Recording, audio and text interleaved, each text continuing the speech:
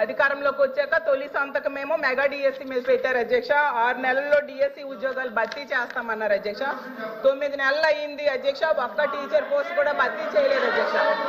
అలాగే తీసుకుంటే గౌరవ మంత్రివర్య లోకేష్ గారు జనవరి 1వ తేదీన జాబ్ క్యాలెండర్ ఇస్తామని మంత్రివర్యం చెప్పడం జరిగింది అధ్యక్ష. క్యాలెండర్ ఇయర్ మారిపోయింది కానీ జాబ్ క్యాలెండర్ మాత్రం ఇవ్వలేదు అధ్యక్ష. అలాగే ప్రభుత్వ ఉద్యోగుల పరిస్థితి, ప్రభుత్వ ఉద్యోగులకి ఏంటంటే 9 నెలల్లో ప్రభుత్వం తాలూకు నిజ స్వరూపం తెలిసిపోయింది అధ్యక్ష.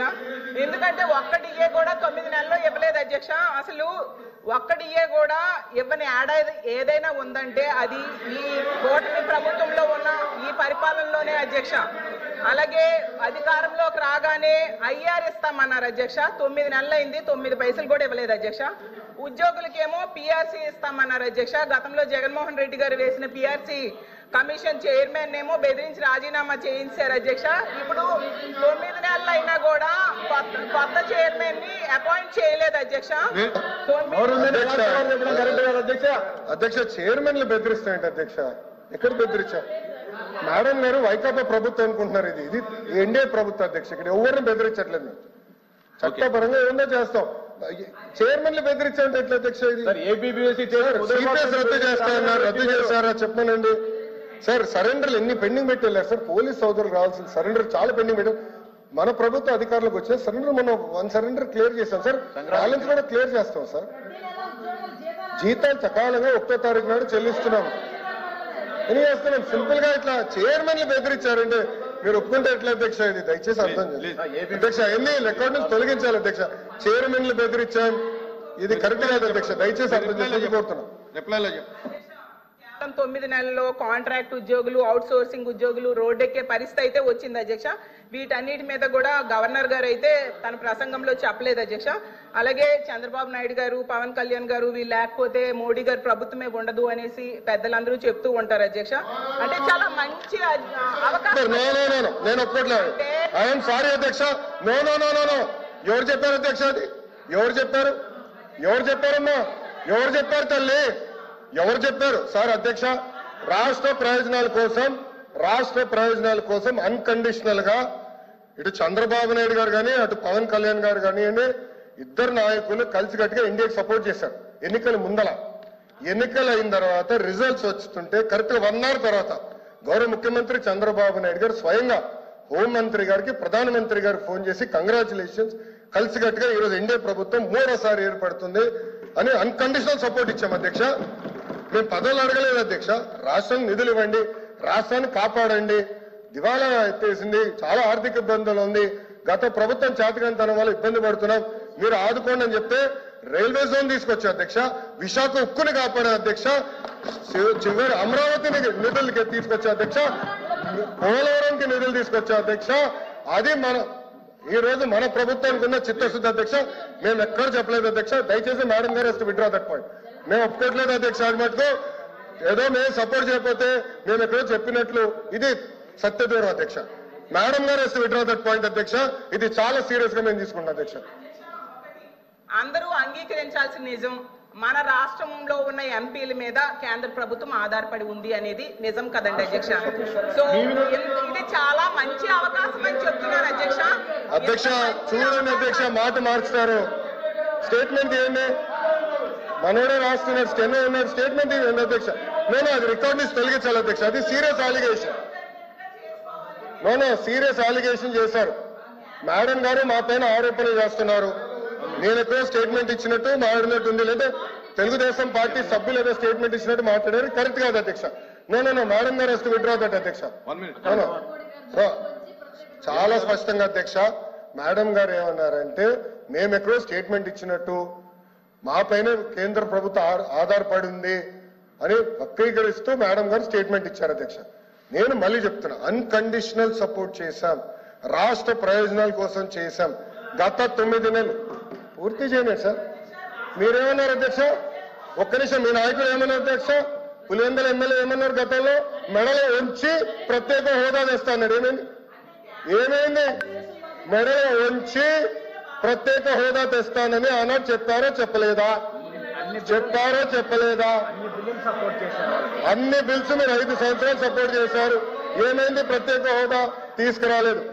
మేము మళ్ళీ చెప్తున్నాం తెలుగుదేశం పార్టీ జనసేన సభ్యులు కూడా ఉన్నారు. తెలుగుదేశం పార్టీ జనసేన రెండు పార్టీలు కలిసి అన్కండిషనల్ గా ఇండియన్ మేము సపోర్ట్ చేశాం. ఎన్నికల ముందర కూడా చెప్పాం ప్రజలకి. నేను చెప్పాను అధ్యక్ష. ఒక్క నిమిషం సార్, మేము ఒక్క నిమిషం 24 ఎన్నికల్లో ఏం చెప్పాం? డబుల్ ఇంజిన్ సర్కార్ అని చెప్పాం. డబుల్ ఇంజిన్ సర్కార్ ఇప్పుడు వచ్చింది. కేంద్రం రాష్ట్రం ఒకే ప్రభుత్వం ఉంది. రైల్వే జోన్ ఎవరు కాపాడారా? నేను కాపాడాను. విశాఖకు మీరు పెద్ద మాటలు మాట్లాడుతున్నారు. 13,000 కోట్లు చంద్రబాబు గారు పైన నాయకత్వం మేము తీసుకొచ్చాం అధ్యక్ష. 13,000 కోట్లు తీసుకొచ్చాం. మీ ఉత్తరాంధ్ర ఎమ్మెల్సీలు మాట్లాడండి. మీరేం చేశారు 5 సంవత్సరాలు? ఏం చేశారు మీరు 5 సంవత్సరాలు? అడుగుతున్నా. అమరావతి నిధులు ఎవరు తీసుకొచ్చారు? మేము తీసుకొచ్చాం. పోలవరం గాలికి వదిలేశారు మీరు. బుల్లెట్ దిగినా అని మీ మంత్రి గారు అడిగారు. ఏమేరైనా పెద్ద మాట్లాడతారు. పోలవరం నిధులు తీసుకొచ్చారు. RNR ప్యాకేజ్ కి మొన్న 1000 కోట్లు రిలీజ్ చేశాం. నో అధ్యక్ష, ఐఎమ్ ప్రొటెస్టింగ్. మేడం గారు has to withdraw that statement. ఇది కరెక్ట్ కాదు అధ్యక్ష. I'm sorry. ఓకే, సభ్యులు ఉన్నారని చెప్పొచ్చు, ఐ హావ్ నో ప్రాబ్లం. కానీ ఏదో మేము వాళ్ళని థ్రెటన్ చేస్తున్నట్టు ఏదో మా పైన ఆధారపడే పదం వాడతాం కరెక్ట్ కాదు అధ్యక్ష. మేము ఏనాడో అనలేదు. మా సపోర్ట్ అన్కండిషనల్. రాష్ట్ర ప్రయోజనాల కోసం కేంద్ర ప్రభుత్వాన్ని మేము సపోర్ట్ చేస్తున్నాం. అది చాలా క్లారిటీగా ఉంది అధ్యక్ష. కానీ దయచేసి అది మటుకు రికార్డు తొలగించాలి అధ్యక్ష. రికార్డు పరిశీలించి చూద్దాం. అధ్యక్ష చూడాలి కదా. ఇప్పుడు రికార్డు చూసి ఆ మాటలుంటే తొలగిస్తాం. కూర్చోండి. అధ్యక్ష, విద్యాశాఖ మంత్రి గారు వచ్చి మాట్లాడుతూ చాలా ఆవేశంగా ఆయన తాలూకు మాటలు చెప్తున్నారు. నేను మీ ద్వారా మీ ద్వారా ప్రభుత్వాన్ని అడుగుతుంది ఏంటంటే, ఇవాళ జరుగుతున్న చర్చలో మా సభ్యులు అడిగింది ఏంటి? ఈ ప్రభుత్వం ఇవాళ కేంద్రంలో ప్రభుత్వం ఈ మన మన మన మన ఈ కూటమి ప్రభుత్వం మీద ఆధారపడి ఉంది అక్కడ.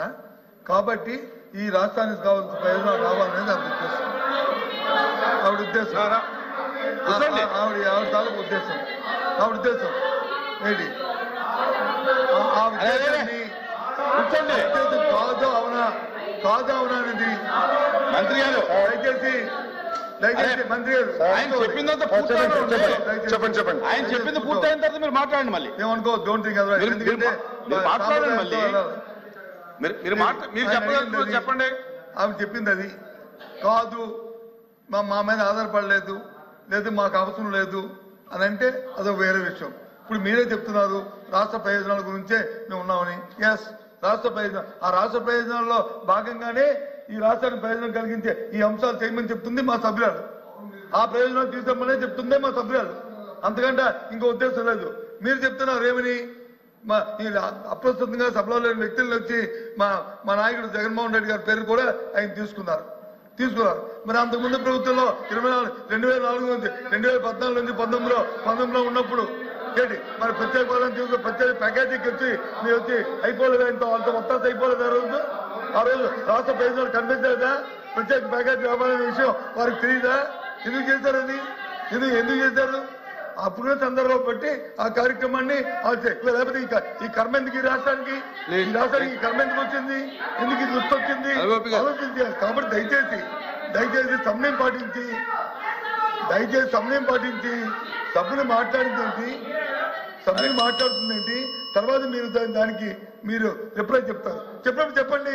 మీ రిప్లైలో మీ ఇష్టం ఏం చెప్తారో చెప్పండి. మేము వింటాం ఇక్కడ కూర్చొని. వాస్తవాలు చెప్పండి. మీరు ఇంటర్ప్రిటేషన్ చేయడం, గౌరవ మంత్రి ఆవిడ మాట్లాడడం అది సంబంధించిన దయచేసి కొంచెం కోపపట్టండి. మీరే కదా రిప్లై చెప్తారని అనౌన్స్ చేశారు. రిప్లై మీరే చెప్తారు, చెప్పండి. తప్పేముంది? వెయిట్ చేయండి 10 నిమిషాలు.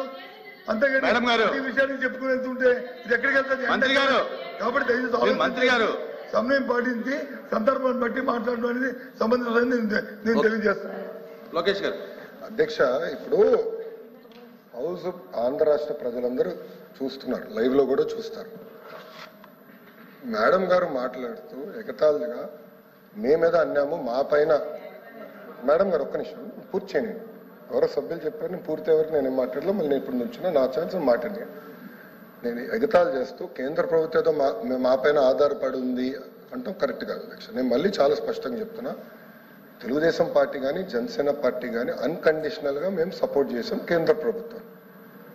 ఆనాడు ప్రధానమంత్రి గారిని చంద్రబాబు నాయుడు గారు కానివ్వండి, పవన్ అన్న కోరింది రాష్ట్రాన్ని మీరు కాపాడాలి, పెట్టుబడులు నిధులు ఇవ్వాలి అని చాలా స్పష్టంగా చెప్పాం. దాంట్లో భాగంగా మేము తీసుకొచ్చాం, రైల్వే జోన్ తీసుకొచ్చింది మేము అధ్యక్ష. విశాఖ ఉక్కుని కాపాడింది ఎన్డీఏ ప్రభుత్వం అధ్యక్ష. గతంలో కాపాడింది ఎన్డీఏ ప్రభుత్వం, మళ్ళీ కాపాడింది ఎన్డీఏ ప్రభుత్వం అధ్యక్ష. వాజ్పేయి గారు కాపాడారు, ఇప్పుడు నరేంద్ర మోడీ గారు కాపాడారు. మేము వెళ్ళి మాట్లాడాం, మేము చర్చించాం, అది జరిగింది. అంతేకాకుండా అధ్యక్ష అమరావతికి నిధులు తీసుకొచ్చాం, పోలవరానికి నిధులు తీసుకొచ్చాం. సో అధ్యక్ష మళ్ళీ నేను మేడం గారిని కోరేది, కేంద్ర ప్రభుత్వం సహకారం ఆంధ్ర రాష్ట్రానికి చాలా చాలా అవసరం. వక్రీకరిస్తూ ఎగతాళి చేస్తూ మాట్లాడటం కరెక్ట్ కాదు. మేము అన్కండిషనల్ గా సపోర్ట్ చేసాం. యూఆర్ పార్ట్ ఆఫ్ ఎన్డీఏ అధ్యక్ష. మళ్ళీ ఎన్నిసార్లు చెప్పాలి నేను? మా సపోర్ట్ అన్కండిషనల్. ఎన్నికల ముందల మేము చేరం ఎన్డీఏలో. ఎలాంటి కండిషన్స్ పెట్టకుండా రాష్ట్ర ప్రయోజనాల కోసం ఎన్డీఏలో మేము కానివ్వండి, పవన్ అన్న నాయకత్వంలో జనసేన కానివ్వండి, మేము చేరం, అన్కండిషనల్ గా సపోర్ట్ చేస్తున్నాం. దాంట్లో భాగంగానే ఈరోజు ఎప్పుడు రాని విధంగా మీరు 5 సంవత్సరాల్లో తీసుకురాలని నిధులు మేము 9 నెలల్లో తీసుకొచ్చాం అధ్యక్ష. అది తెలుగుదేశం పార్టీకి జనసేన పార్టీకి ఉన్న చిత్తశుద్ధి, ఆంధ్ర రాష్ట్ర ప్రజల పట్ల మాకున్న చిత్తశుద్ధి అధ్యక్ష. దయచేసి అది గమనించమని కోరుతున్నాను. అందుకే అధ్యక్ష రికార్డులు చూడండి, నాకు తప్ప అర్థం ఉంటే ఓకే, నో ప్రాబ్లం, కానీ దయచేసి రికార్డులు పరిశీలించి తొలగించమని కోరుతున్నాను. కూర్చోండి కూర్చోండి ప్రత్యేక హోదాని మేడం, మీరు కాంట్రవర్సీ లేకుండా